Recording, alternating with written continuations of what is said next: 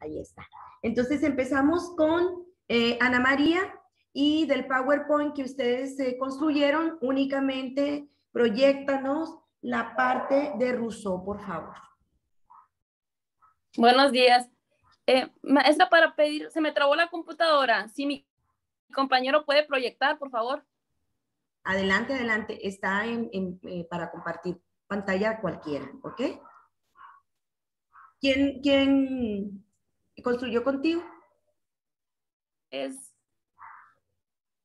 José Saavedra. Gracias.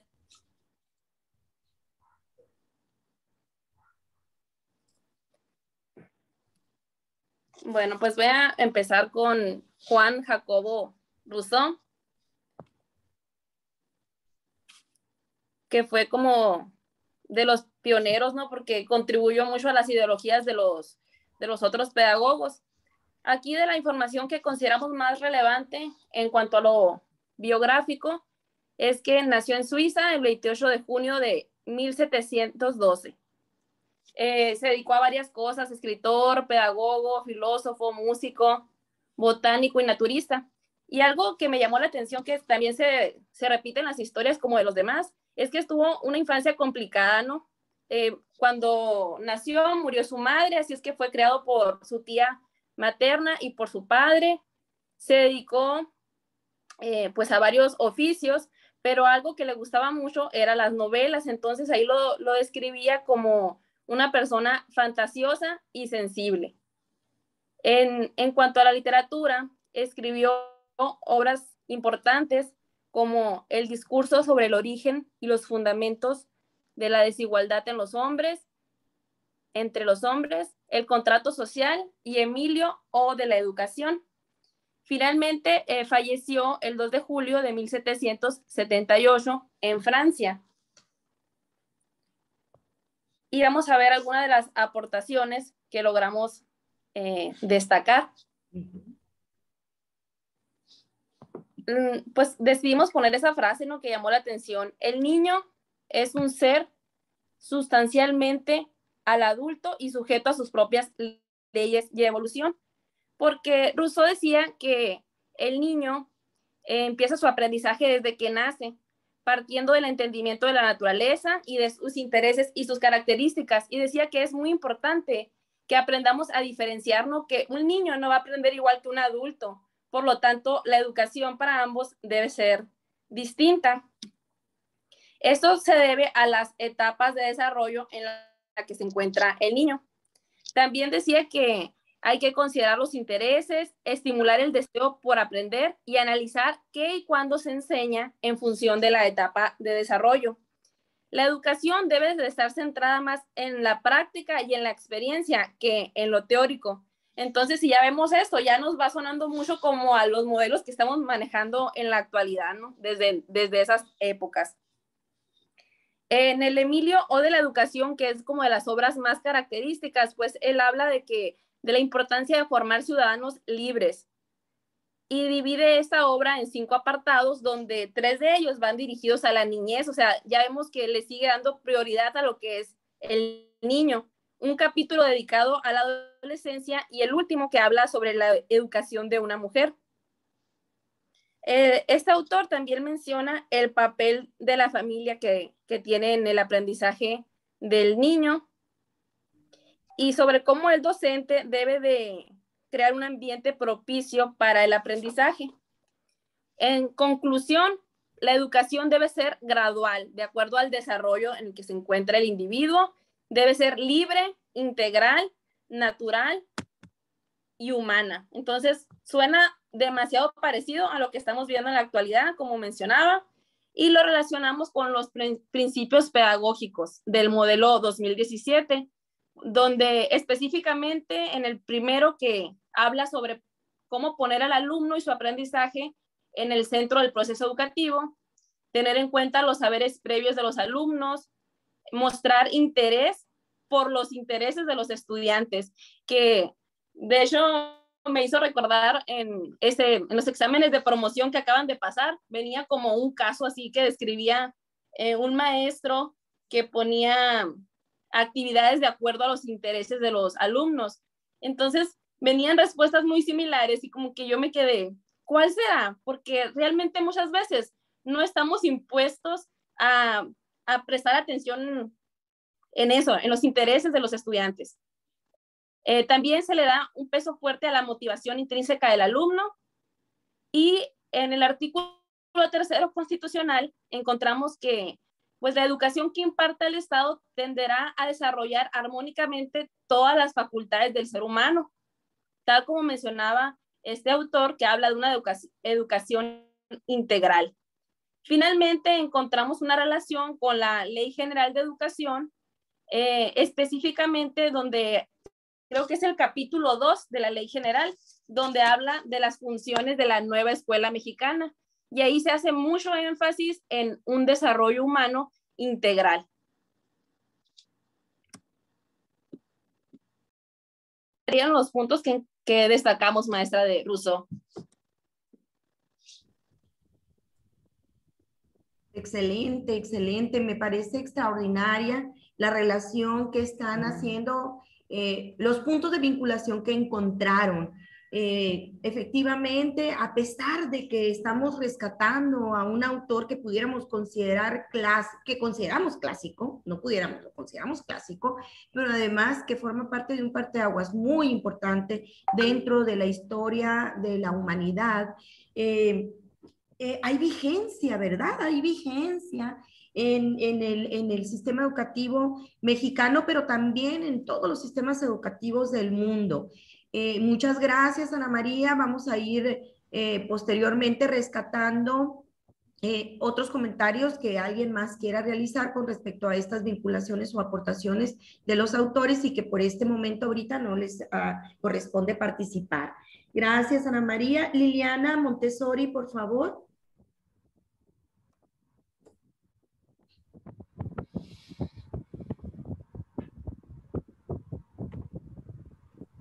Voy.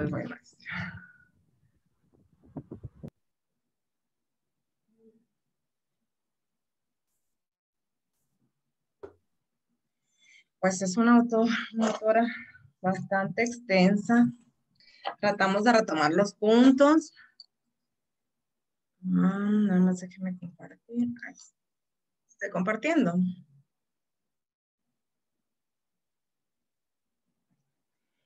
Listo. Ok, pues estamos hablando de por allá del año 1870. Es completamente innovador en su momento. Es algo que yo creo que seguimos practicando. Su método se sigue practicando bastante, no nada más en nuestro país. Estamos hablando de una médico, la primer médico de la Universidad de Roma en 1870 nace, en 1896 ella se gradúa de la Universidad de Roma en la licenciatura de medicina.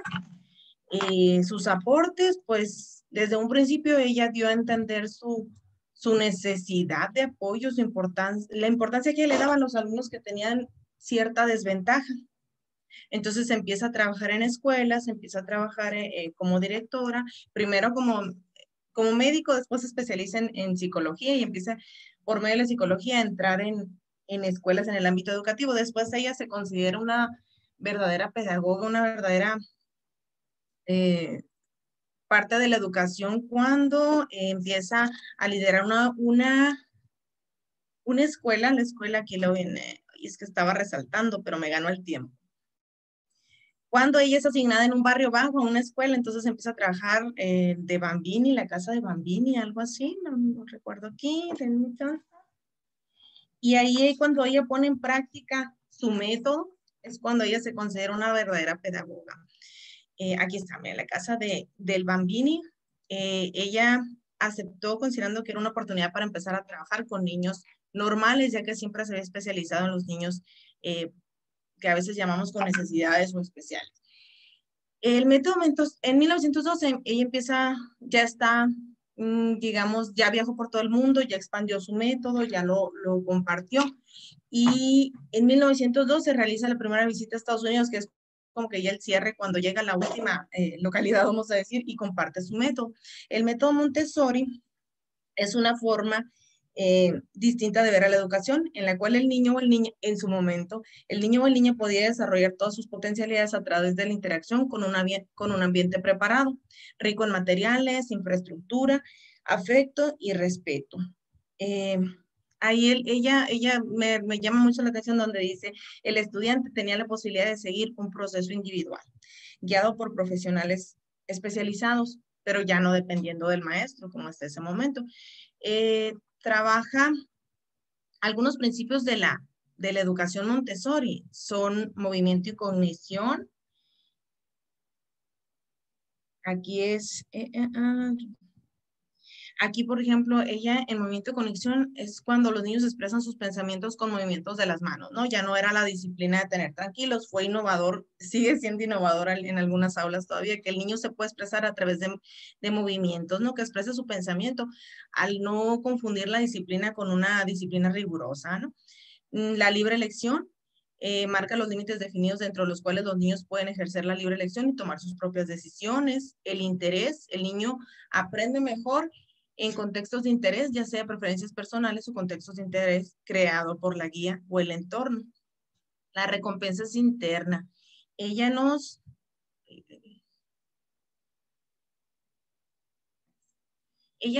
manejaba que las recompensas externas son disruptivas a la concentración del niño.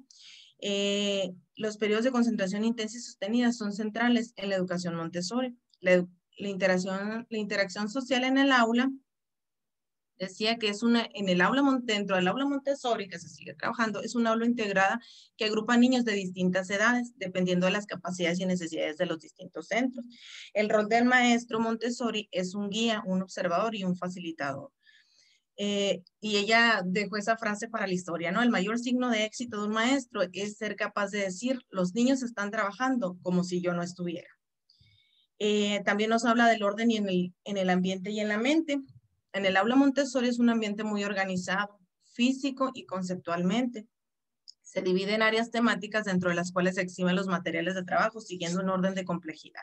Aquí en los elementos del sistema educativo, nada más mi compañero y yo nada más los mencionamos, no hicimos la explicación, ahí nos falta un poquito, pero pues es obvio con todo lo que vemos con el método Montessori, el plan bueno, el perfil de egreso antes que nada, todo lo que nos maneja el perfil de egreso, el niño debe ser capaz de expresarse, de controlar sus emociones, de tener una responsabilidad cívica, de saber resolver problemas y situaciones de la vida real, pues es obvio que el perfil de egreso está bastante guiado por la maestra Montessori. Después el plan y programas, pues el plan y programas nos maneja un método, inconscientemente nos hace ver un método de trabajo en el que tenemos que darle el centro al alumno y tenemos que ser el guía, tenemos que ser el facilitador. Y pues la infraestructura de los planteles, yo creo que realmente ha dado mucho énfasis a esa parte, porque aunque muchos planteles todavía no los tenemos completos, sí tenemos la biblioteca, la cancha cívica ya como algo necesario, ¿no? No como un lujo. Y pues hablamos de la pedagogía, ¿no? Cómo ha favorecido a la pedagogía el poder contar con las ideas de la médico en primera instancia, ¿no? Montessori. Entonces creo yo que ahí fue donde encontramos las influencias más grandes, viéndolo desde aquí, desde maestro en el aula mexicano, de la maestra Montessori. Creo que me agarró desprevenida, pero intenté hacer una explicación. Muchas gracias.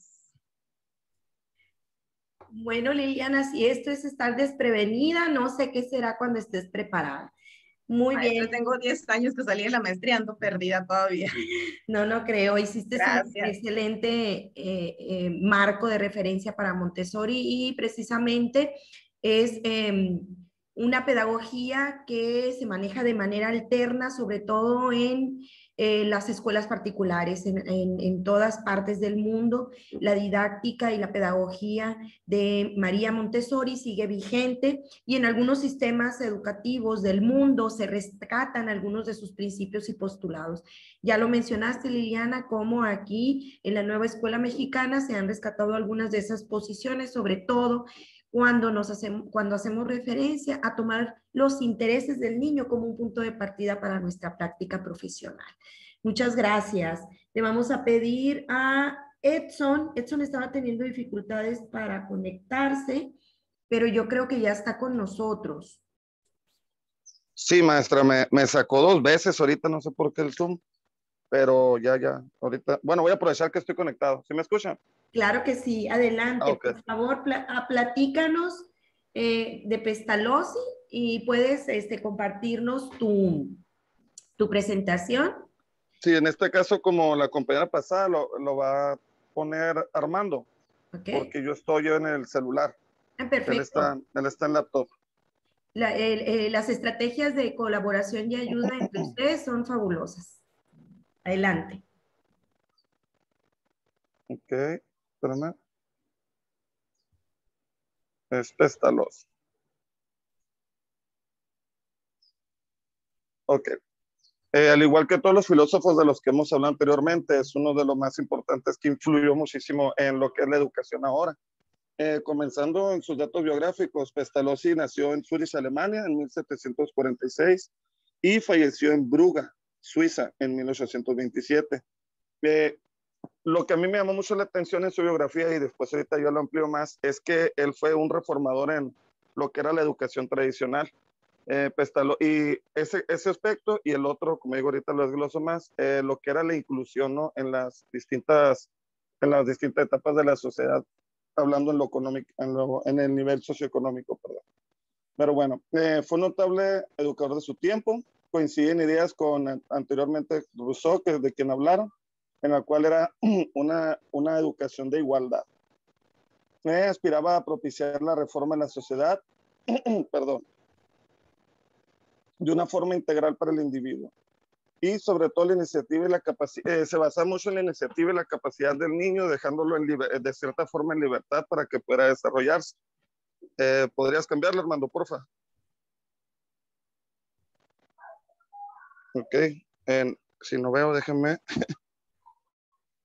voltear aquí porque, como le digo, estoy en el celular. Como mencioné anteriormente, entre sus aportaciones más importantes fue un pionero en la inclusión del material didáctico. En el caso de, bueno, de mi trabajo, vaya, en lo personal, podría enfocarlo mucho, desglosarlo, ya que nos mandamos mucho del material y del área de juego para poder llevar a cabo nuestras sesiones.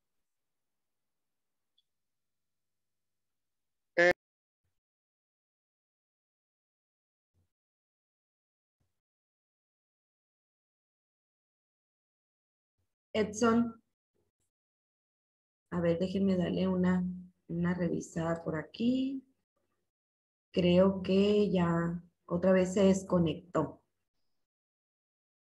Bueno, ¿quién es el compañero de Edson en este trabajo? Armando.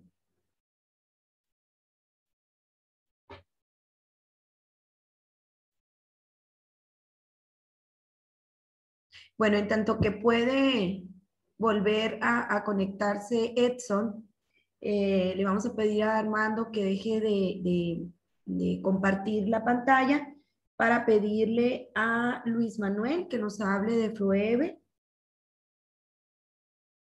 y poder seguir avanzando. Ya cuando pueda volverse a conectar Edson, le damos el turno al final para que pueda terminar de hablar de Pestalozzi, un pedagogo sumamente importante y que lo hemos estado rescatando y lo vamos a ver a lo largo de la aplicación de la nueva escuela mexicana. A ver, Luis Manuel. A ver, profe, voy a ver si aquí para compartir la pantalla.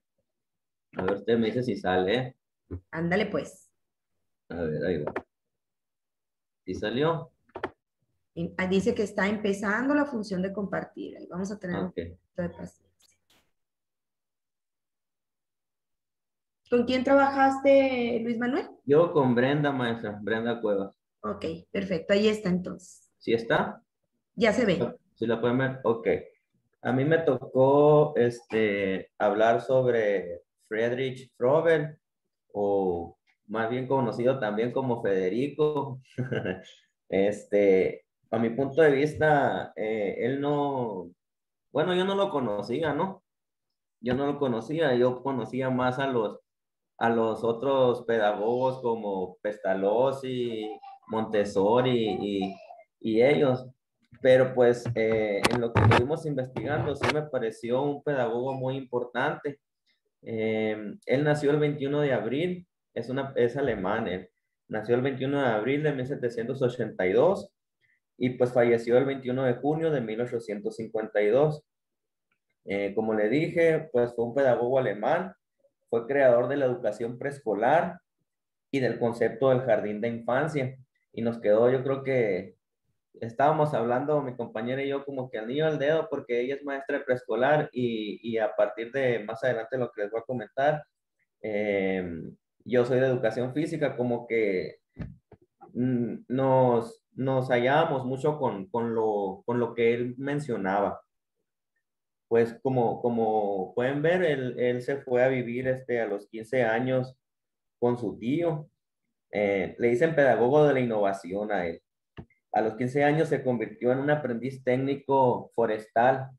Vivió con su tío y al 1799, perdón, se dedicó a estudiar matemáticas y botánica, como otros pedagogos que ya se mencionaron anteriormente.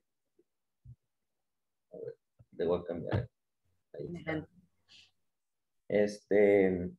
En 1805 descubrió su vocación por el magisterio y pues ahí en 1831 fundó un instituto de educación en Wartense, en Lucerna, y dice que ahí se trasladó a ese lugar en 1835 hasta 1836.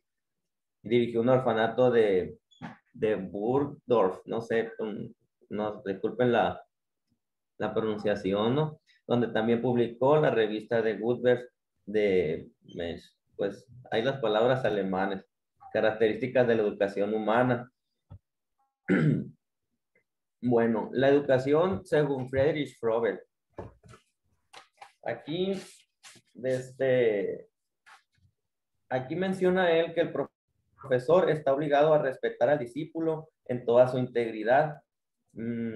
Como mencionábamos nuestra compañera y yo, que aquí el niño era como que el centro pues de interés del docente, pues siempre está en el centro. Dice que el educador debe manifestarse como un guía, como una persona que no le dé todo al alumno, sino que trate de ir construyendo su propio aprendizaje. Dice que el educador debe conocer los diferentes grados de desarrollo. Aquí lo mencionamos pues tanto con el profesor de educación física, porque nosotros pues trabajamos desde lo que es preescolar, primaria y secundaria, y para poder ir fomentando lo que son los aprendizajes, ir construyendo los aprendizajes de los alumnos, nosotros debemos pues de conocer lo que son las etapas de desarrollo de cada uno, al igual que todos los docentes, ¿verdad? No nada más nosotros. Dice que la educación de los niños se lleva a cabo de 3 tipos de operaciones: acción, actividades, juegos con juegos y trabajo y tareas, dice ahí, menciona este autor. Igual, mencionaba mi compañera que ellas enseñan, la maestra de preescolar, enseñan a través del juego, como que para que los niños puedan aprender ahí en preescolar, el juego es una parte fundamental, es esencial para el aprendizaje de los niños, al igual que nosotros en educación física. Si nosotros a través de la clase de educación física no fomentamos lo que es el juego, las actividades lúdicas, pues difícilmente los vamos a poder enseñarle, vamos a poder fomentar algo en los niños, pues. Y ahí se cambió, ¿verdad? Dice que fundó el primer jardín de infancia en 1822. Entonces aquí el niño, él menciona que el juego al aire libre, en contacto, permanente con la naturaleza. La educación también le basa con el niño debe desarrollar todo tipo de coacción y autoritarismo por parte del educador. y que busque una educación integral entre la escuela, perdón, y la familia. Dentro del sistema educativo mexicano, nosotros lo relacionamos con la teoría de este autor, con la construcción de la nueva escuela mexicana.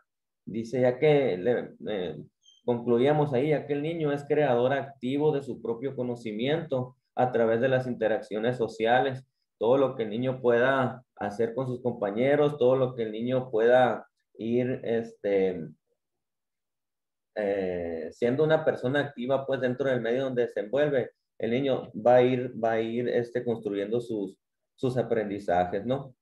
Y pues como mencionábamos, el juego es la base de la educación preescolar, lo que conlleva a una educación integral, ya que si mencionamos ahí que la educación, si el niño no tiene una educación integral, si no está bien tanto física, mental y emocionalmente, difícilmente va a poder construir o va a poder él ir adquiriendo los aprendizajes necesarios que le sean útiles pues para poder desenvolverse en su medio.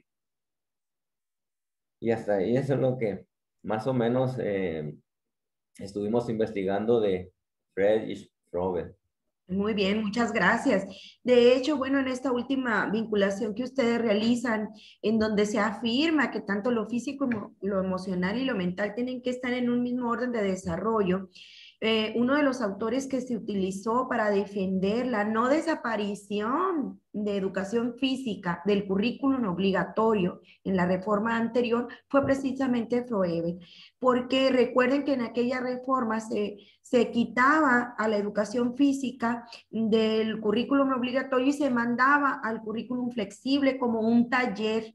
Y los educadores de México realmente estuvieron muy preocupados por el alto impacto que esto iba a tener, porque ya no solamente de carácter laboral, que eso es sumamente importante en cuanto a los espacios de horas efectivas para el compañero docente de educación física, sino también que en México estamos sufriendo un fenómeno triste pero muy real, el de la obesidad infantil por el sedentarismo que se ha venido practicando a lo largo de estos últimos 20 años. Si no tuviésemos educación física dentro del currículum obligatorio, entonces habría menos posibilidades de infundir en ellos desde tempranas edades la activación física, el gusto por un deporte y la educación física como tal, que es toda una disciplina y que además nos aporta muchos elementos al maestro del grupo.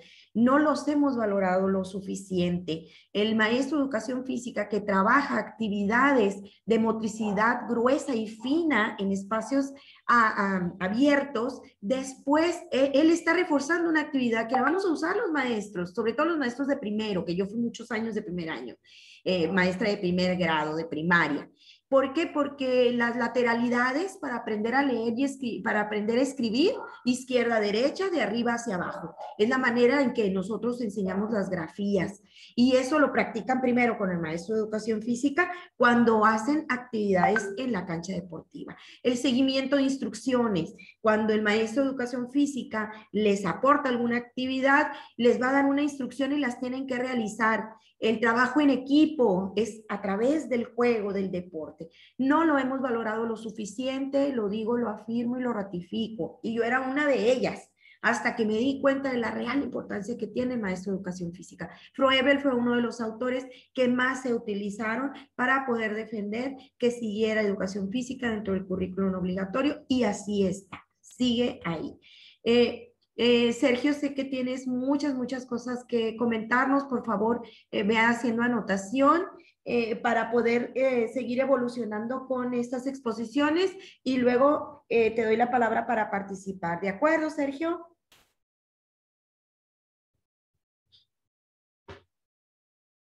Le voy a pedir a Brenda que nos hable de Herbert, por favor. Aprovechando que ya tenían ahí la presentación, ¿verdad? Sí, de hecho, maestra, Luis Manuel, ¿me podrías apoyar con las diapositivas? Claro. Porque como yo estoy del celular. Adelante. Clarines, cornetas, compañera. Me van a dar cuenta que Luis Manuel es un niño muy travieso. No me acordaba cómo era, ¿no, maestra? No, yo sí. ¿Está Bueno, compartiendo ahí? Sí, sí se está compartiendo. Adelante, Brenda. nada más que con Herbert Spencer, ¿no? Herbers, así es. Bien, te lo voy a poner.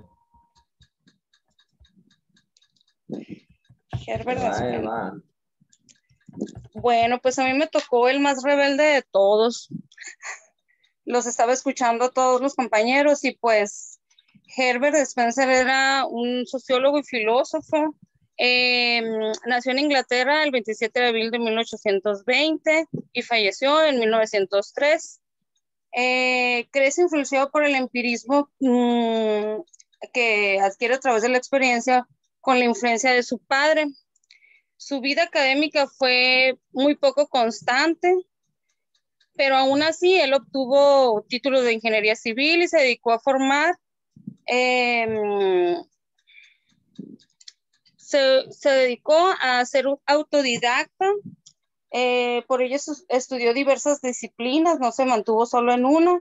Escribió libros dedicados hacia la educación.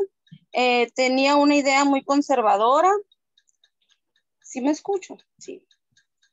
Tenía una idea muy conservadora, fue un crítico permanente del todo tipo de autoridad. Él estaba totalmente en contra de seguir un régimen, de seguir una ley, de estar siempre en un solo camino. Combina el evolucionalismo darwinista con una sociedad de corte organizativa. Defiende la existencia de una ley universal en la evolución que guía todo un proceso natural y social. Él ve cómo la evolución es algo inevitable, que eso se va a dar y se va a dar constantemente. Por lo que esta evolución siempre tiene que estar en constante cambio y por lo tanto, se presenta de manera más compleja que la anterior, ¿no? Él estaba totalmente sobre el liberalismo radical. Se mostró muy crítico para cualquier forma de socialismo. Abre sobre la reconciliación del hombre hacia sí mismo, resolviendo los conflictos con la misma sociedad. En su concepto de evolucionista menciona 3 estadios por lo que pasa toda sociedad. En una de ellas es la proyección hacia el futuro. Él estaba muy enfocado hacia lo que iba a venir y cómo iba a venir. Pudiéramos decir que algunos de sus aportes al sistema fue que él sustituye la fe religiosa convencional por los avances de la ciencia moderna. Es decir, o yo lo relaciono con la tecnología, ¿no? Como lo estamos viviendo en la actualidad. Es un hombre que iba totalmente en contra del Estado. Pues lo que pudimos asociar dentro del sistema educativo mexicano es con lo que estamos viviendo en la actualidad, de ahorita en la pandemia, con el programa de Aprende en Casa, ya que él decía que no teníamos que seguir una sola línea educativa, una organización. Él más bien mencionaba que teníamos que salir de esa organización, ya que él fue un hombre autodidacta, o sea, él no se mantuvo en una organización educativa o seguía el régimen normal que todos seguimos. Entonces, él ampliaba más su panorama, pues. Entonces, él veía, por supuesto, más a futuro. Y nosotros por eso hacemos esta relación con el programa Aprende en Casa, ¿no? Porque no era más que la visión que él tenía hacia el futuro, pues. Entonces, dice, con el programa de Aprende en Casa, ya que este autor entendía que a medida que la sociedad evolucionara, siguiendo sus leyes, no habría necesidad de una educación organizada, ya que él tuvo la visión de que la educación no necesariamente tenía que ser en el aula de clases, y en la actualidad podemos ver que se ha desarrollado la educación a distancia. Pues a pesar de que este es algo que a lo mejor él no lo veía tan así como decir el futuro próximo de él, pero sin embargo, con la evolución que hemos tenido, hemos llegado a esto que ni siquiera nosotros, yo como alumna o como maestra, pues no lo veía muy cercano, pero la misma evolución pues nos ha llevado, las mismas evoluciones, los mismos cambios sociales, nos ha llevado que tenemos que tomar esta postura de una educación a distancia, donde efectivamente no estamos en un aula, estamos fuera de ella y hemos tenido que tomar otro tipo de recursos materiales y dinámicas de trabajo diferentes a las que pues fuimos enseñados o que aprendimos. Y pues así, maestra, me tocó el más difícil porque siento que es el más rebelde de todos. Salía de los esquemas que tienen los demás. Sí, Brenda, pero bueno, De hecho, esa es la de hecho, cuando capacidad. dijo, maestra, ahorita que me dice, le va a tocar, ay, no, dije el rebelde, pues, sufrí ahorita que me mencionó quién me iba a tocar, porque pues muy diferente a la postura de todos los demás, pues él tenía ideas locas, por decirlo así. De hecho, en una de las lecturas que leímos decía que era, pues no mencionaba la palabra loco, pero sí como de disparates, pues, Sí, y porque sin iba en embargo, contra del vigente, Estado. ¿no? Ujú.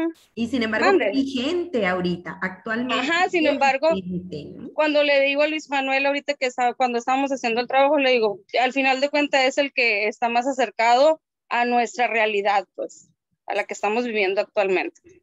Así es. Y entonces vamos a poder ver que estamos transitando los maestros en general por diferentes situaciones que ya se habían visualizado hace décadas o siglos atrás. Y esto nos lleva a tomar la reflexión de que la educación se transforma, evoluciona, pero retoma también de esos pensamientos de personas que si me permiten la expresión, futuriaron, vieron hacia el futuro, ¿no?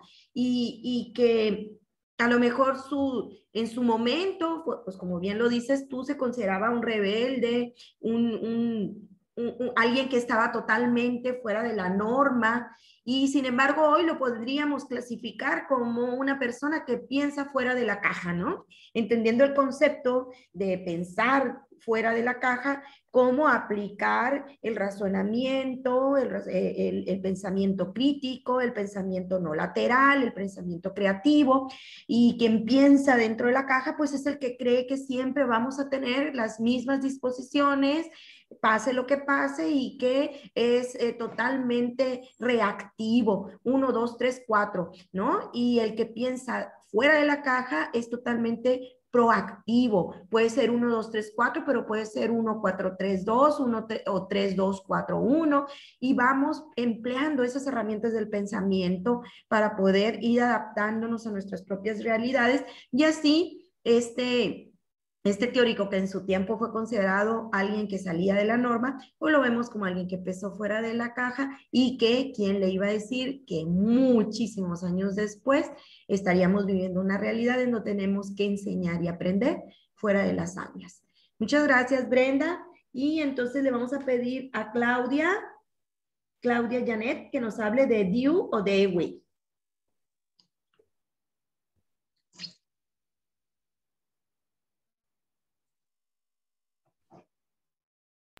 A ver, voy a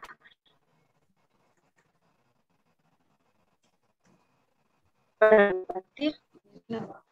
Permítame. Sí, Claudia. Acá estoy. Bien.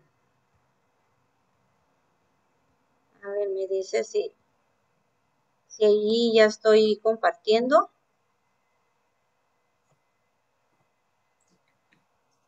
¿Sí? Así es. Sí, ya lo vemos. Ok, perdón. Muy bien, gracias. A Sí. ti. Gracias. Sí, en relación, ¿verdad? Pues yo creo que todos los pedagogos ahorita, todas sus teorías, todo lo que se ha comentado, independientemente, ¿verdad? Como lo hemos dicho, aunque fueron en décadas, pues ahora sí de hace algunos años, como cada una tiene su particularidad en el volver a lo nuevo, a las necesidades básicas, que se nos está proponiendo, ¿verdad? En este caso, pues voy a comentar sobre John Dewey, que él fue un filósofo, psicólogo y pedagogo estadounidense. Nació en Burlington, Vermont, el 20 de octubre de 1859. Se doctoró en filosofía y trabajó en las universidades de Michigan, Minnesota, Chicago y Columbia hasta 1931. Contrajo matrimonio con Alice Shimpan, la cual contribuyó a interesar a Dewey en los temas educativos. Desarrolló una filosofía que defendía la unidad entre la teoría y la práctica, y actualmente se le considera el padre de la escuela progresista. Escribió influyentes tratados sobre arte, lógica, ética, democracia, en donde su postura se basaba en lo que solo podría alcanzar la plena democracia a través de la educación y la sociedad civil. Murió el 1 de junio de 1952, de 92 años, en la ciudad de Nueva York. Pues algunos de sus aportes a la educación, que ahora sí que hay bastantes, ¿verdad? Y la información, cuando estamos tratando de documentar, pues sí, a veces se nos es muy extensa y estamos retomando de un documento, de otro, lo que fuera, pues significativo, ¿verdad? Algunos aportes a la educación sería que critica el sistema educativo americano porque no proporcionaba a los ciudadanos la preparación adecuada para la vida en una sociedad democrática. Desarrolló el método experimental, haciendo ver que la responsabilidad de la escuela era invitar a la curiosidad natural y a la actividad del niño, en dirigirlos hacia la investigación en materias de interés. Aquí, por ejemplo, en el caso de las sociedades, me llama la atención cómo él proponía, hablando en sociedad, ¿no? Aterrizándola un poquito a nuestro ámbito educativo, el hecho de que las sociedades, él la veía como una especie de aglomeración de masas en la que estaban los individuos, los ciudadanos inmersos, pero que no estaban con un fin común, en donde no estaban conviviendo. Y decía él que no bastaba una mera coincidencia física, pues el hecho de estar, sino que al mismo tiempo, sino que al mismo tiempo formaran parte con un objetivo común. Lo menciona ahí, que no era nada más estar presentes, sino compartir una visión común, que tuviera un sentido, que se preocupara por cuidarla, por mejorarla y por enriquecerla. O sea, hacerla propia, en este caso, sentirse partícipe y en el mismo proceso de involucrarse, en el mismo proceso de involucrarse, pues va tomando parte y va enriqueciendo al mismo tiempo su propio aprendizaje, sus propias habilidades de adaptarse y de sobrevivir, de desarrollar, la verdad, en este caso. Menciona también el objetivo de las escuelas experimentales era enseñar al niño a vivir en su mundo real, y Dewey lo llevó personalmente a su propia experiencia. Él afirmaba que los niños no llegaban a la escuela como limpias pizarras pasivas, ¿verdad? En la que nada más los maestros podíamos llegar y decir, este día vamos a trabajar en esto, sino que con ellos había bastante más posibilidades con qué trabajar y con qué moldear para poder enriquecer al estudiante. Mencionaba también que el niño entiende la razón por la que ha de adquirir un conocimiento y tendrá un gran interés por adquirirlo, ¿verdad? Aquí nos lleva al hecho de que conforme lo vaya él perfeccionando, lo vaya haciendo propio, se va a ir interesando y lo va a ir acrecentando de manera que ahora sí le sea útil en su vida diaria, ¿verdad? Que pueda en este caso resolver problemas, no nada más estar en cierta situación formar parte como de forma física o escuchando, sino también al mismo tiempo proponía, ¿verdad?, que él debía tomar parte, hacer y no nada más en este caso escuchar. Dice también algo muy, muy importante sobre sus aportaciones es el aprendizaje es una búsqueda de lo desconocido y no una mera absorción pasiva de las cosas, y por lo que propone los 5 pasos del método científico experimental, ¿verdad? Famoso que ya es uno de los que ahorita cuando estaba yo, igual que me asignó el autor, ¿verdad? Pues revisando nuevamente la información, a ver los aportes de cada uno y algo de lo más trascendental de él, pues tenemos aquí los 5 pasos del método experimental científico que tenemos como, número 1, encontrar un problema que nos obligue a buscar una solución. 2, recoger los datos pertinentes. 3, elaborar una secuencia organizada de etapas hacia una solución. 4, construir una hipótesis y comprobarla. Y 5, si la hipótesis no se confirma, volver de nuevo a los datos, ¿verdad? O sea, ¿qué nos dice el método experimental científico? Que si no obtenemos la respuesta, por así decirlo, que estamos buscando, que probablemente no sea como lo deseemos, ¿cómo explicarlo? Como si lo que quisiéramos obtener no lo obtengamos aún habiendo aplicado los pasos, volver a retomarlo nuevamente, ¿verdad? Nos propone volver a revisar hasta poder comprobar la situación que se haya presentado, ¿verdad? Independientemente que sea la que nosotros estábamos, pues buscando, ¿verdad? En un inicio en relación al método científico. Y tenemos también algunas otras aportaciones ya para el sistema educativo mexicano, pues tenemos los principios pedagógicos del plan de estudios que mencionan que debemos tener en cuenta los saberes previos de los alumnos, conocer los intereses de los estudiantes, valorar el aprendizaje informal, estimular la motivación intrínseca del alumno, ¿verdad? Así como también reconocer la naturaleza social del conocimiento. Y ya como aportaciones personales también, tenemos que los niños no llegan a la escuela, ahí se lo habíamos comentado ya, ¿verdad?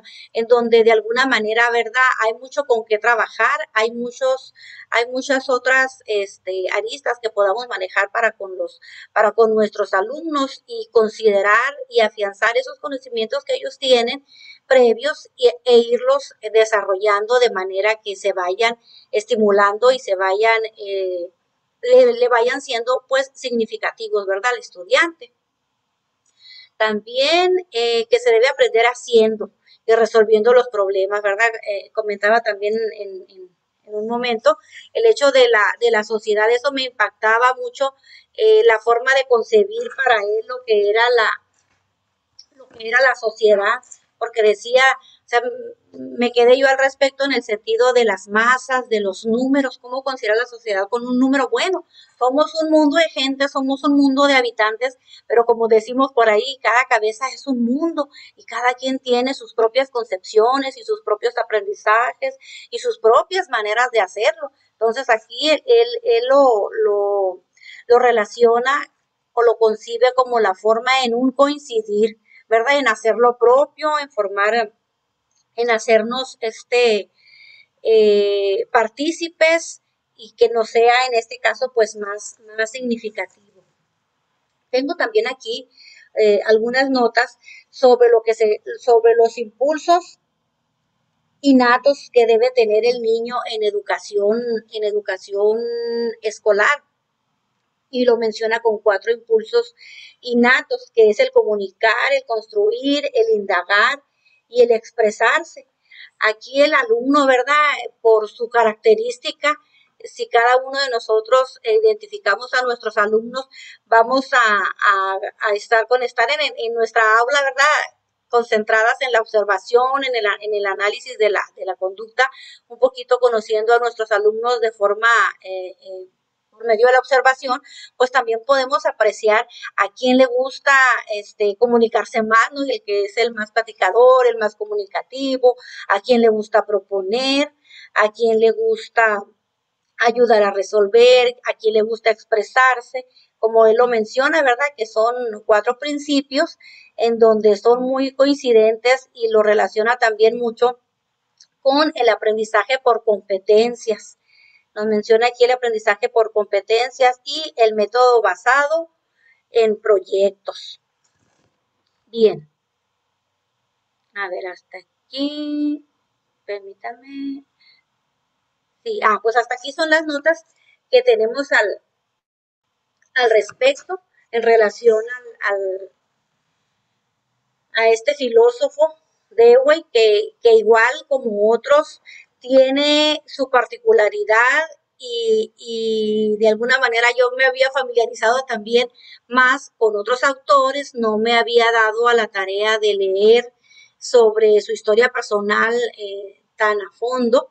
Y sí, considero que cada uno tiene lo suyo y sin embargo de cada uno de ellos pues debemos nosotros hacer el traslape, ¿verdad? En el sentido de lo que ellos propusieron, lo que ellos consideraban, como de alguna manera mucho de lo que ellos en su momento propusieron o era su preocupación en este caso, continúa siendo aún preocupación en nuestras aulas, el considerar al alumno, en darle su prioridad, su paso a paso, pero no dejarlo ahí, no verlo de forma pasiva, sino hacerlo, propiciar que se vaya involucrando y se vaya sintiendo parte de, y lo que me llamaba pues mucho la atención en el sentido de que en la medida en la que el alumno se vaya apropiando, se va a sentir constructor o parte de, y sobre todo, pues va a generar su aprendizaje en este caso, ¿verdad? Ya sea para la situación que se le esté proponiendo, si es una situación escolar o vaya en la sociedad, en la familia, en el ámbito que se le presente, pues cada uno de estos va a ir motivando esa misma naturaleza social o racional, ¿verdad? Del conocimiento en el sentido de que él se lo vaya apropiando, ¿verdad? Esa sería mi participación, maestra. Gracias.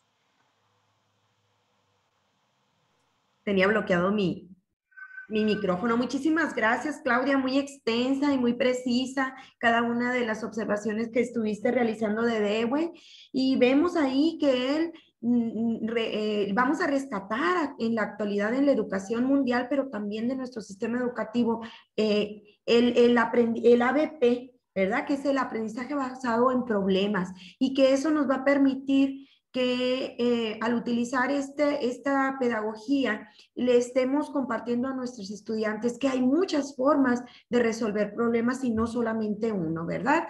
Y pues está vigente también, otro autor que está vigente en los sistemas educativos de todo el mundo. Muchas gracias, Claudia. Te voy a pedir que dejes de compartir pantalla para ponernos en galería y poder, si alguien nos quiere comentar de Crowley, por favor, y luego voy con el comentario que tiene anotado por ahí mi estimado Sergio para que también nos diga. ¿Alguien quiere hablarnos de Crowley? Danira, adelante. Sí, maestra, gracias. Puedo compartir pantalla, ¿verdad? Sí, claro.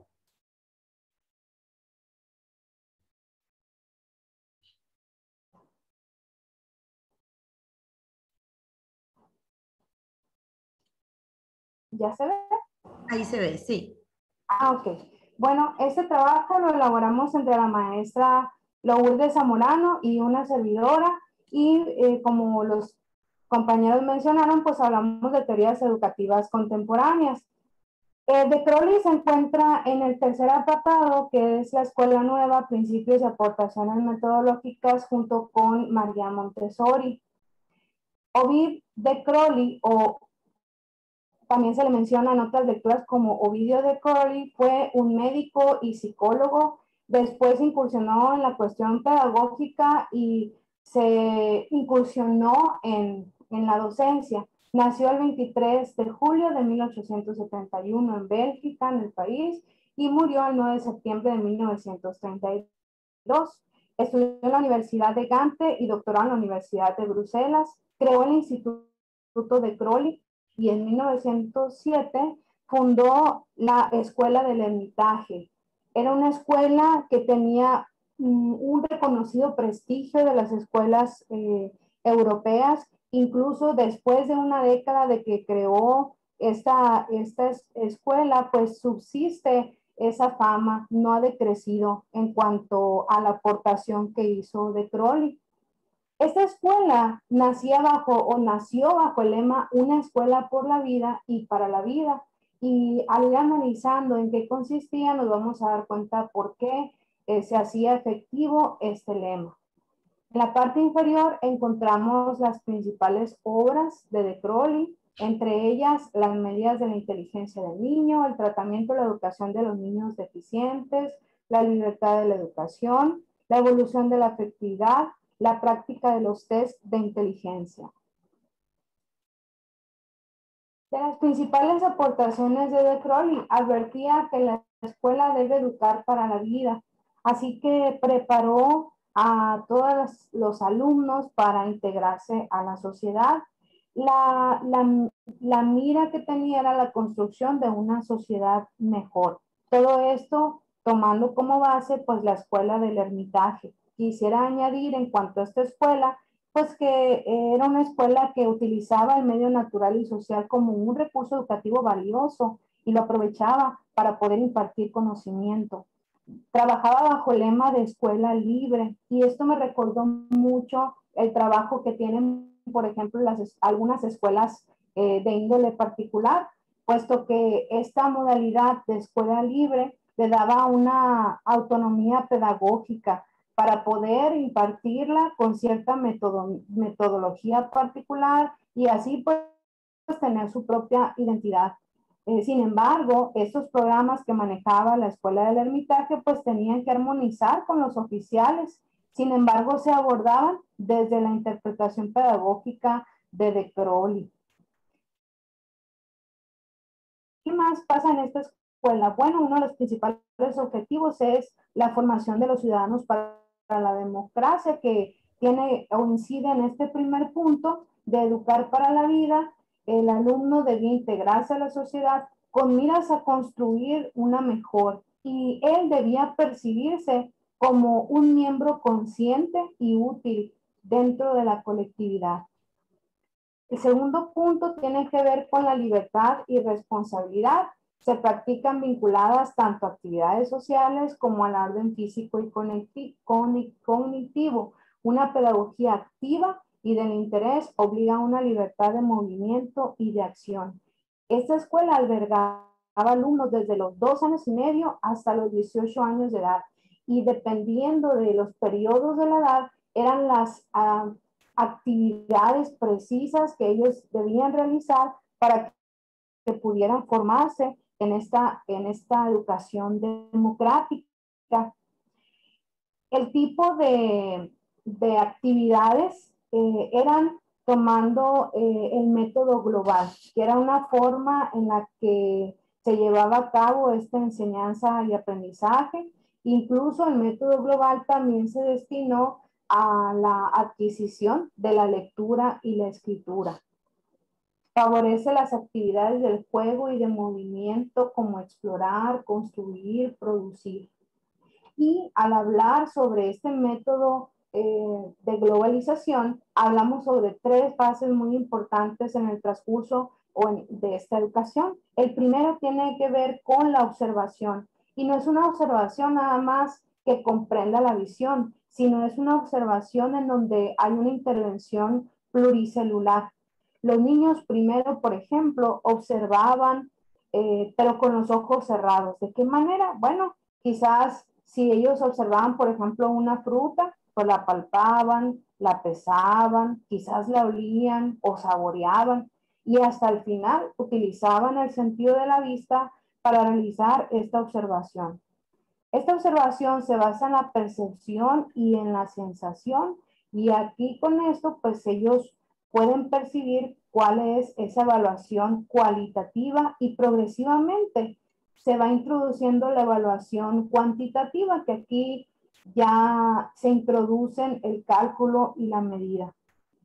La segunda fase tiene que ver con la asociación, y la asociación la realizan al comparar los objetos, después trasciende a comparar sucesos con base a las diferencias y semejanzas, y en el caso de los sucesos con la relación del tiempo y el espacio. Y algo muy interesante que mencionaba la lectura es que cada vez que los niños observaban algo, comparaban o asociaban, ellos iban llenando su salón o el lugar donde se les impartía clase de esas cosas que ya habían observado, de tal manera que al final tenían un pequeño museo lleno de vida. La tercera fase tiene que ver con la expresión y está muy relacionada con la observación y la asociación. Pues la expresión, ya sea concreta o abstracta, mediante el lenguaje oral, pues ayuda a que comunique esto que hicieron en las primeras dos fases. Esto abonaba a que el alumno pudiera ampliar y afinar el vocabulario y también incluso utilizar una terminología científica.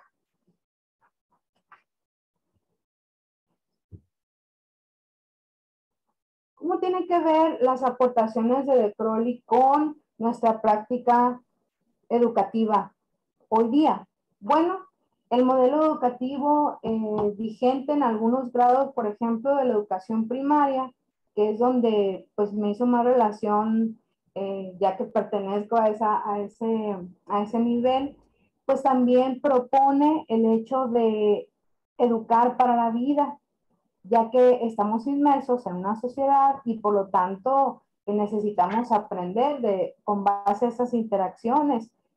También el nuevo modelo educativo, al igual que de Crowley, tiene inclusive un apartado que dice la importancia del juego. Y esto tiene que ver con que el juego pues es un aliado para los docentes. Es un elemento importante en ese proceso educativo, ya que se desarrollan habilidades, se desarrollan diferentes aprendizajes y los niños afirman su identidad y valoran también las particularidades de sus compañeros. También el modelo educativo, hablando exclusivamente de primero y segundo grados, que son los grados en los que el programa habla que es propio que el alumno se alfabetice, pues menciona que no es necesario utilizar una metodología precisa para enseñar a leer y escribir. Sin embargo, sabemos que los docentes tienen una amplia gama de metodologías para la lectoescritura, entre ellas el método global. Sabemos que tomamos en cuenta las necesidades de los alumnos y con base a eso quizá el método global sea alguno de lo que pueda abonar a que los alumnos puedan accesar a la lectura y la escritura. En resumidas cuentas, pues esta es la aportación que hizo De Crowley para la educación en nuestros días.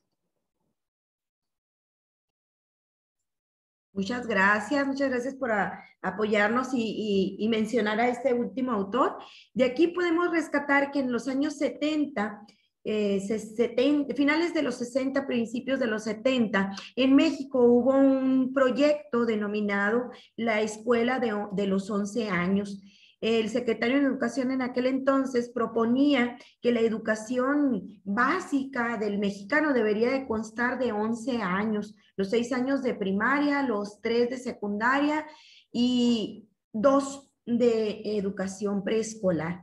E incluso en lo que es la infraestructura, se crearon escuelas muy grandes aquí en Hermosillo, una escuela que iba a ser escuela piloto, una escuela de carácter federal, que después se dividió en 3, que es la Escuela Estado de Oaxaca, Eduardo W. Villa y Diego Rivera. Infraestructuralmente ya se estaba pensando en eso, para tener espacios muy amplios y poder albergar ahí preescolar, primaria y secundaria, que no hubiera cortes, que no hubiera esto de que te graduaste de preescolar, te graduaste de primaria y pasaste a la secundaria, sino que fuera un mismo continuo de formación. Sin embargo, bueno, como muchos proyectos de carácter sexenal y que no se respaldan en políticas públicas educativas con una fuerte connotación de presupuesto y de sistematización y organización, pues murió, ¿verdad? Ahí en el tintero. Posteriormente, en el año 2000, ya se vuelve a retomar, si bien no todos en un mismo espacio físico, porque bueno, también hay que considerar las diferentes características de las edades que corresponden a estos 3 niveles educativos tan importantes en México, sí a visualizarse que fuera un trayecto formativo, sin esos cortes, que fuera un tránsito entre el preescolar hacia la primaria y la primaria hacia la secundaria.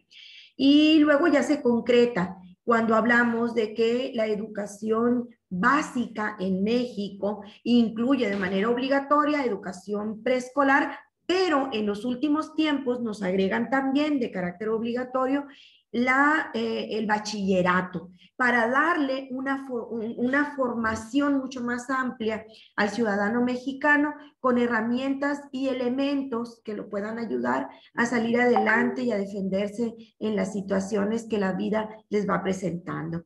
Así es que De Croy viene a dar ese punto de partida de la visualización de un trayecto formativo muy amplio, cuando, bueno, Danira nos comparte que los alumnos pues estaban desde los 2 años hasta los 16, creo, ¿verdad? No recuerdo muy bien, pero rescatándolo a nuestro sistema educativo mexicano, por allá en la época de los 70 ya se había visualizado poner en práctica estos postulados de Croy, y como ahora en las últimas fechas ya no se ve como primaria, preescolar, primaria, secundaria, sino como educación básica y un trayecto de vida en cuanto a la formación educativa del mexicano. Muchas, muchas gracias. Y ahora sí, Sergio, disculpa la espera, pero bueno, había que avanzar en este tipo de organización que ya teníamos. Adelante, Sergio, ¿qué nos quieres comentar? Sí, no hay ningún problema. Buenos días a todos, perdón. Bueno, de hecho, las participaciones que tuvo a bien mencionarnos usted, algo que estaba, pues digamos que gestándose en mi cabeza, fue la problemática que tenemos en media superior, que precisamente por estos cambios de reformas educativas, entendamos que lo hemos platicado ahorita viendo todos los filósofos y pedagogos, que pues hay un poquito más de 300 años de la formalización del método científico y aún así, o sea, formalización me refiero a la implementación como modelo, y aún así pues no nos hemos puesto de acuerdo también en todos estos puntos donde el ser humano vuelve a ser cíclico. Me refiero a retomamos las ideas y las filosofías de estas personas para volverlos a implementar tratando de mejorarlo. Difícilmente se ha podido lograr eso. Recuerdo muy bien en mi integración en media superior, en bachillerato, en el momento en donde les decíamos, a ver, pero las actividades, antes se les llamaban cocurriculares, que eran las actividades deportivas, actividades culturales, y que prácticamente fueron desplazadas, ¿no? Cuando estamos hablando de estos filósofos y de estos pedagogos, no pueden ser desplazadas. Ninguna cuestión que tenga que ver con la parte emocional, con la parte sensitiva, con la parte también formal, de educación formal, pues no pueden ser separadas así porque sí, ¿no? Actualmente tenemos un problema en media superior precisamente por eso, porque independientemente de no considerarlo en la política pública, bueno, lo considera, pero no se aplica, ¿no? Se considera el preescolar, primaria, secundaria y media superior como la educación básica.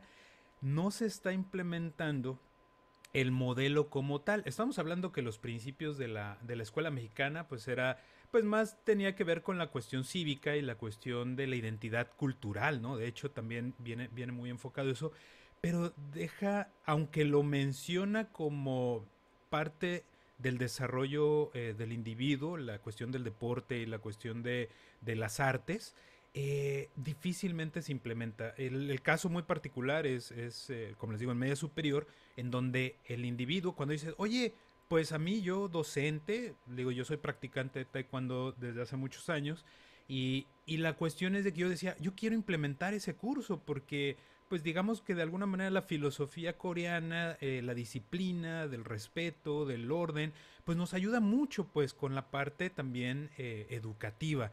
Sí, sí, vamos a dejarlo para después, vamos a dejarlo para después, y ahí queda. Voy a regresar unos cuantos años, en el 2005, cuando inicié dar clases en el 2003, igual en media superior, sí existía la actividad cocurricular como tal, se le tomaba una cierta consideración en cuanto a la evaluación, porque obviamente entendamos algo, si no hay un número, pues no es práctico para la escuela, ¿no? O sea, si no hay una cuantificación de ese conocimiento, de esa evolución de la actividad que está realizando, pues no le interesa a la escuela. Y antes probablemente le metían mucho a esa parte. Difícilmente se fue, bueno, en el caso, digo, muy particular de media superior, se está olvidando. Y aunque se está queriendo retomar aquí, el problema es el diseño instruccional, iba a eso, ¿no? El diseño instruccional no está funcionando en la parte de la supervisión y por ende caemos en este ciclo de que aunque entendemos y conocemos muy bien a muchos filósofos y pedagogos, en la política pública, como dice, al ser sexenal, rompe y deja mucho de lo que yo quisiera dejar a las futuras generaciones, lo está rompiendo cada 6 meses, digo, cada 6 años, perdón. Hablamos del 2005 de la reforma con lo del constructivismo, ¿no? Que se implementó como una manera de poner al mismo nivel al maestro y al estudiante. La del 2015, que pues prácticamente fue más punitiva que de pues de una conciencia filosófica, ¿no? Más una cuestión administrativa que filosófica. Y ya en el 2018, que digo, para mí fue genial cuando yo lo escuché, que iba a haber que ahora sí vamos a implementar la cultura y el arte, porque pues de alguna manera como diseñador, pues también yo, hey, le entro a las clases de arte, yo me gustaría, pero no, pero difícilmente, como, no, tenemos que cumplir el programa. Y ahí viene la batalla, ¿no? La batalla crucial en entender cómo está muy padre, pues, ver las teorías educativas y que todas tienen de alguna manera hiladas cuestiones que pueden funcionar, pero difícilmente, no, bueno, a lo que quería llegar es que difícilmente lo podemos implementar si no hay un correcto diseño instruccional, si no hay pues, de alguna manera una supervisión de ese trabajo de colaboración, porque veo que hay lo que hemos platicado con los maestros, veo la capacidad de todos los maestros de educación física, los maestros que están de alguna manera involucrados en esa parte y en básica, o bueno, es que yo también me considero básica, pero pues a veces no por la mención, pues, pero a nivel básico sí lo tienen muy bien fundamentado y lo siguen implementando, pero como que en media superior ya se les olvidó, ¿no? Se les borra el tape y dicen, no, pues vamos a seguir con la parte formal, ¿no?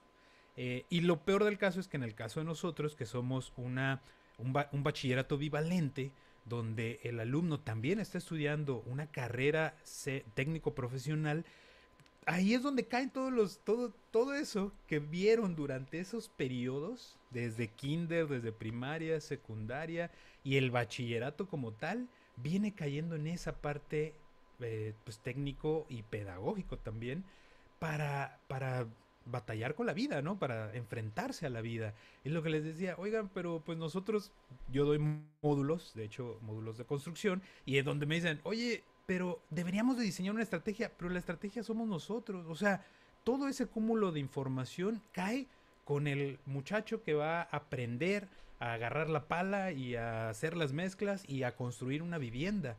Todos esos conocimientos, habilidades, ¿no? O sea, el deporte o sea, la cultura deportiva o la cultura física del desarrollo físico también es importante porque pues una persona que no cuenta con esas herramientas pues difícilmente va a poder realizar ese tipo de trabajos. Entonces entendamos como que ese todo, si no hay una correcta supervisión de estos elementos, digo, en las dos participaciones que tuvo bien brindarnos usted, lo estaba viendo, es ¿cuándo llegará el momento en que la supervisión sea tan adecuada y que dejemos, ¿no?, que la supervisión sea dada para que, pues de alguna manera nuestras generaciones de estudiantes sean más completas, ¿no? Tengan un conocimiento más completo. Esa era la participación, de hecho, ¿no? Nada más. Muchas gracias, Sergio, también por ponernos en ese marco de referencia de la educación media superior, el bachillerato, porque la mayoría de nosotros somos de educación básica, formación en educación básica, pero también trabajo en educación básica. Y tienes toda la razón. A partir de la reforma educativa se intentó hacer un MCC, es decir, homogéneo, es decir, un marco curricular común para el nivel de bachillerato, y se han enfrentado a problemas extraordinariamente grandes. Tenemos 33 subsistemas de bachillerato en México y por lo tanto 33 currículos diferentes.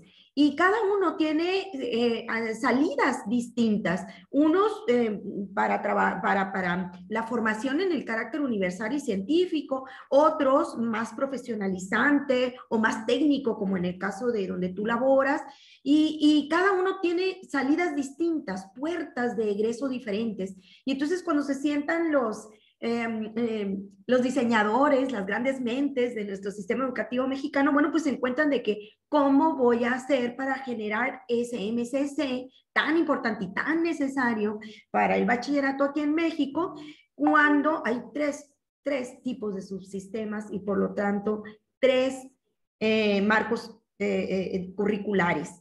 Esto desde el ámbito de lo oficial, porque bueno, aquí también tenemos que considerar que hay muchos bachilleratos de orden particular que registran o hacen sus REBOEs a partir de universidades públicas o privadas. Y entonces ya tendríamos que sumar un tanto más de esos marcos curriculares y que es demasiado complicado. Y bueno, aquí traemos también las políticas públicas que ya las hemos mencionado, y se genera esta sensación de que en educación media hay un cierto grado de autonomía que a veces los docentes lo sentimos más como un abandono que como una autonomía. Muchas gracias. Un vacío en todos los sentidos. Sí, porque nos quedamos en medio, ¿no? Ni es universitario, o sea, ni es superior, ni es básico, ¿no? Entonces, ese limbo dista mucho, independientemente de la cuestión de horas de trabajo y de lo que le apliquen al modelo. Sí se me hace muy una labor muy fuerte que tendría que ser no homogenizarlo, porque pues digo, cada uno tiene ciertas particularidades, pero permitir a raíz de esto de la nueva escuela mexicana y de lo que estábamos viendo, o sea, donde dice valores con enfoque democrático, pues simplemente el conocimiento tendría que ser democrático en todos los aspectos, ¿no? Y el marco común, pues tendría que ser democrático y aceptar que hay ciertos ámbitos que puedes mover, flexibilidad, o sea, lo que decía es no rigidez, no régimen, orden, no régimen, es lo único que de alguna manera estaríamos pidiendo para modificar, ¿no? Y obviamente la investigación probablemente tenga que utilizar esa frase, ¿no? En la investigación para el doctorado me refiero. Muy bien, pues yo creo que ya me parece que van saliendo en su mente algunas ideas para las posibles protocolos de intervención de doctorado. Ayer lo veíamos con la doctora Esther Caldiño, quienes pudieron acudir a la conferencia, como todo el proceso de la construcción de una tesis de carácter doctoral, que era lo que lo enfocaba a ella, pero pues también abarca todos los niveles de posgrado, cuando vamos a construir una investigación y a partir de ahí generar conocimiento y a compartirlo, cómo debe de partir de nuestros propios intereses, porque vamos a investigar algo que nos interese, pero que también sea relevante.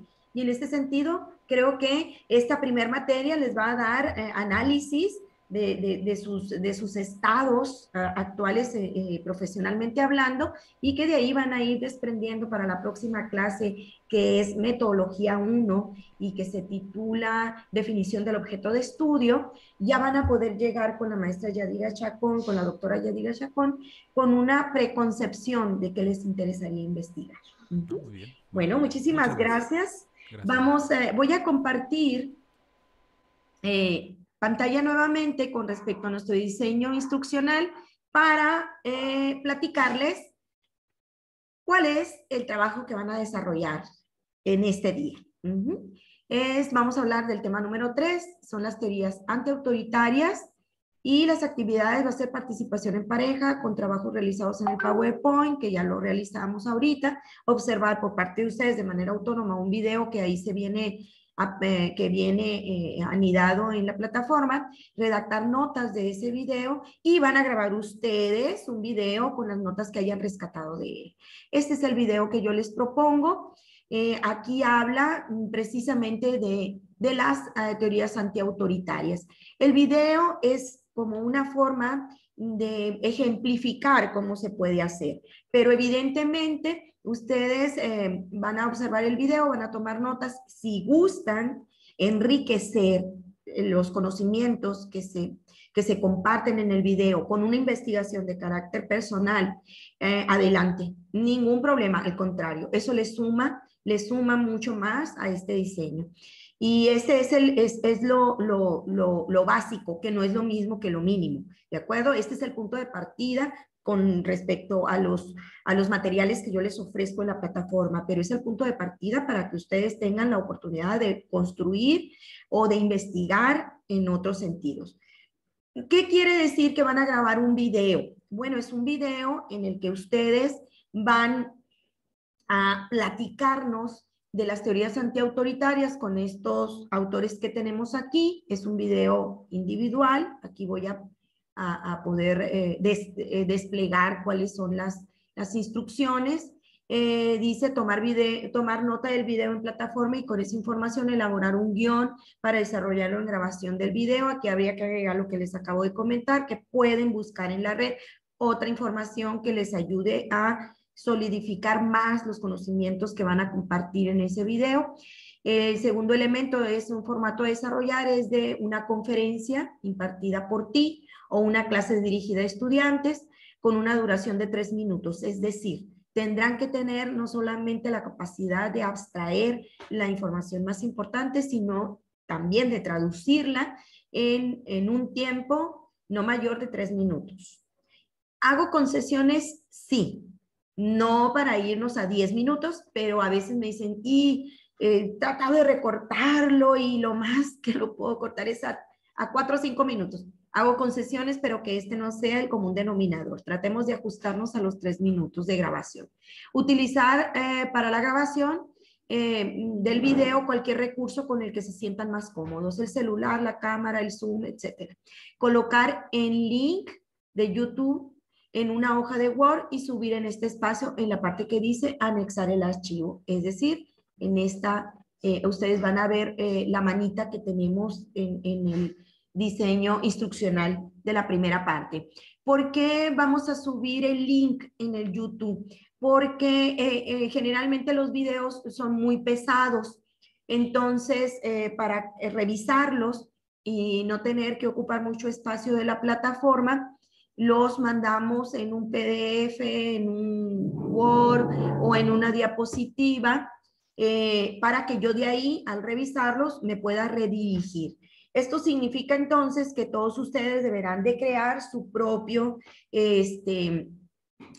canal de YouTube. Es totalmente sencillo, no, sé que muchos de ustedes ya lo tienen. Para quienes no, es muy, muy sencillo.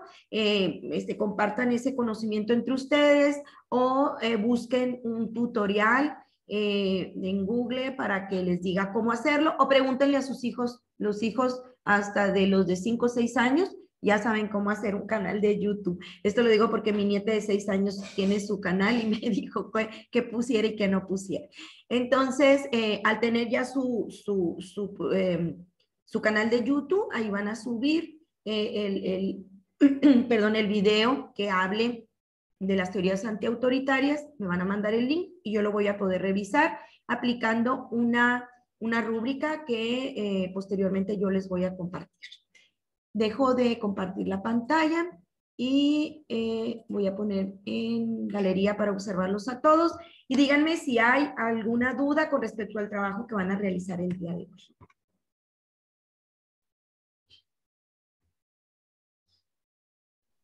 Si surge alguna duda, pues ya saben que ahí estoy en el WhatsApp. Sin embargo, bueno, si la quieren socializar desde este momento, pues adelante.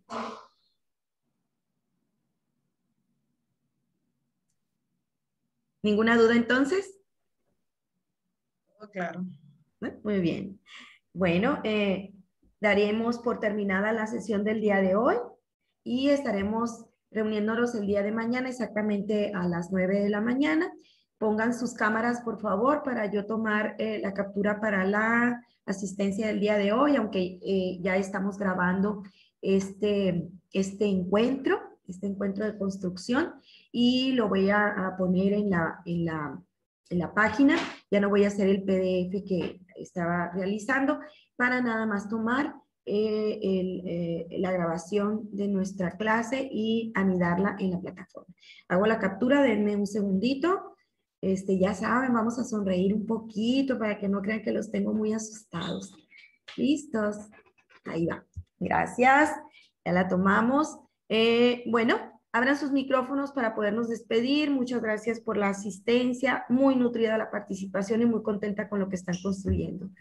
Bonito día. Bye. Bye, Nos vemos. maestra. Hasta mañana. Bonito día. Bye, gracias.